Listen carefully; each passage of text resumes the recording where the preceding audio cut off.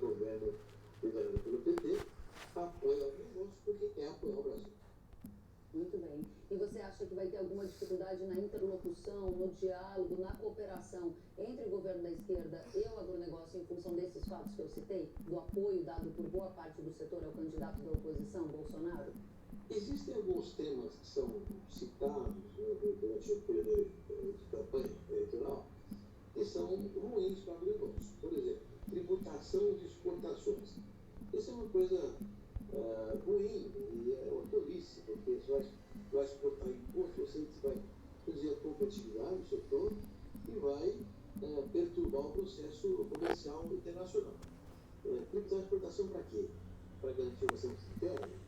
O Brasil tem um excedente exportável espetacular. Nós abastecemos todo mundo na interna e exporta o excedente. Portanto, tributar a exportação não é uma coisa adequada uma ação como o padrão brasileiro. E outra questão que se questiona muito é o tema da segurança jurídica, sobretudo no ramo interno, da propriedade, são coisas que são garantidas na Constituição e todo mundo espera que o governo mantenha esse respeito à Constituição para impedir que esses problemas aconteçam. Então eu vejo esses dois grandes temores do lado privado brasileiro. Por outro lado, todos nós queremos ampliar mercados, então uma estratégia que considere acordos comerciais é necessária, estrutura logística é fundamental, tecnologia, são temas que são muito relevantes para todos nós, para qualquer governo.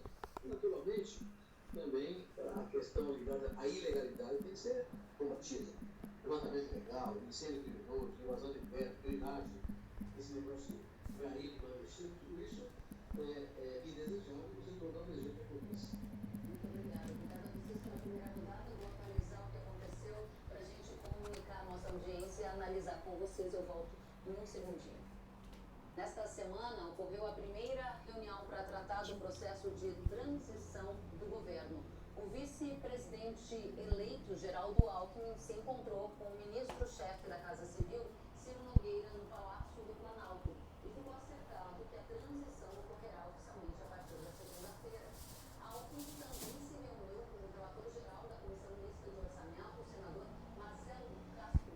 Uma proposta de emenda à Constituição está sendo chamada de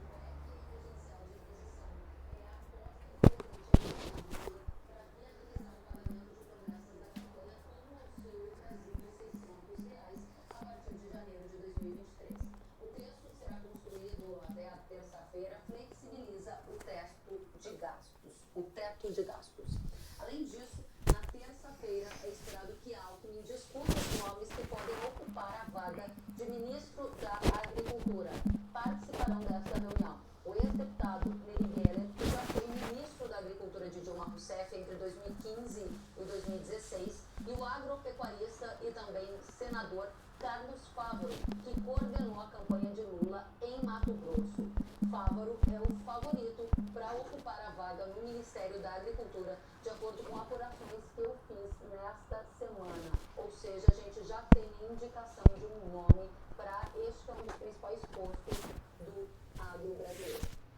Vamos aos nossos convidados analisar tudo isso em detalhes. Thiago, como você analisa esses sinais dados no comecinho da transição? Riscos para o teto de gastos, você acredita que sim, existem? De qual maneira isso impactará na perspectiva econômica? E nomes para a agricultura. Eu citei Carlos Fávaro, quero saber se você está alinhado ou se há algum outro nome no seu radar para a gente apresentar o nosso setor. Alinhado com o nome do Carlos Fávaro, ele é de fato o favorito, a sua apuração está correta. Obviamente outros nomes podem estar sendo tratados, mas até o momento não existe nenhuma rejeição forte de dentro do partido, entre aliados, em relação ao nome de Carlos Fávaro, que eu acho que é um nome preparadíssimo para essa função.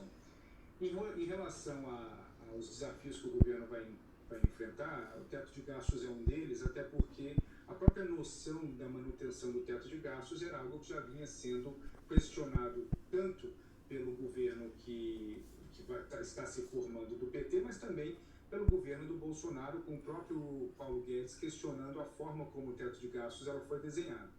No ano de 2022, o teto de gastos por conta de auxílios e algumas medidas emergenciais, e acabou sendo estourado na casa dos 200 bi, e que é algo também esperado a partir do ano que vem, por conta das promessas de auxílio, de crescimento desses próprios auxílios que o governo já vem colocando agora durante a campanha. A tendência é que o teto de gastos não vai ser igual o que existe, vai ter uma manutenção, vai ter uma mudança, uma flexibilidade maior.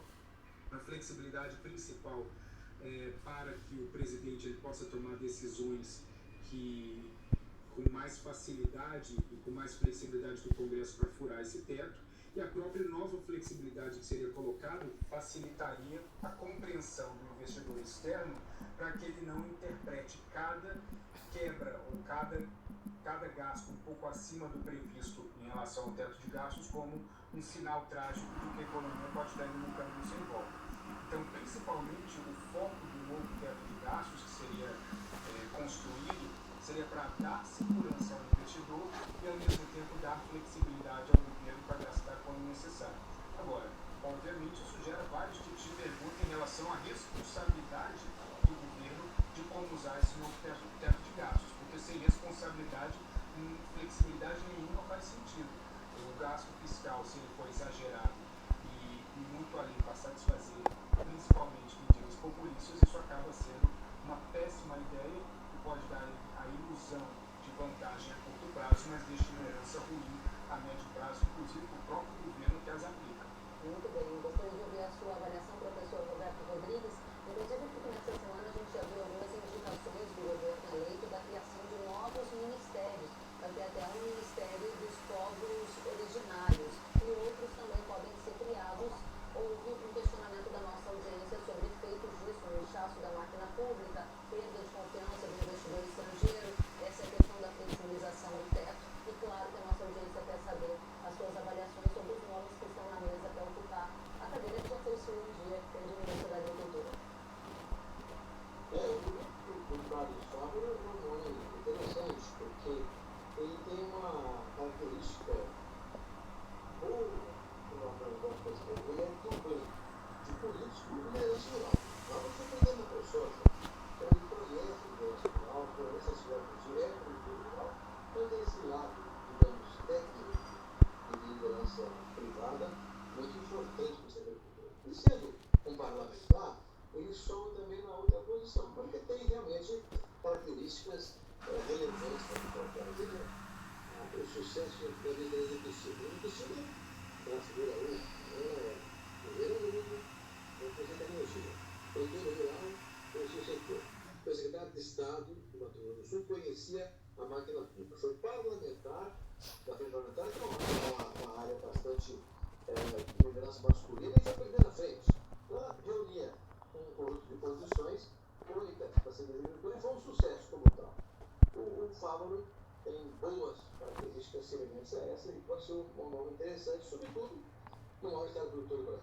Então, é um nome que acredito que o setor vai usar a cultura no Muito bem. Em relação ao aumento do número de ministérios e essa questão que eu mencionei da criação proposta pelo governo Lula de um ministério para povos originários. Tem muita gente questionando que impacto isso vai ter em temas que remetem à segurança jurídica, a relação no uso da terra entre agricultores, questões indígenas. A gente tem um marco temporal para ser discutido no STF. Você vê isso com preocupação, professor?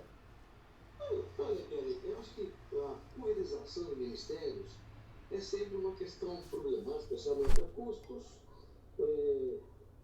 diminui a objetividade de processos, fica mais difícil de trabalhar o conjunto. Eu vejo o Ministério da Agricultura, por exemplo. O Ministério da Agricultura é central no país, mas quem cuida de relações internacionais é internacional.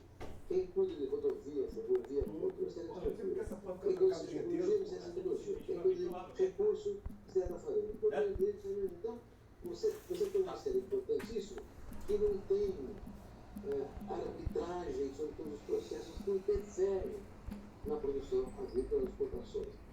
Quanto mais ministérios, menos condições de liderança teremos na agricultura. Então, eu acho uma questão bastante discutível. Porém, é preciso avaliar exatamente qual é o objetivo que se tem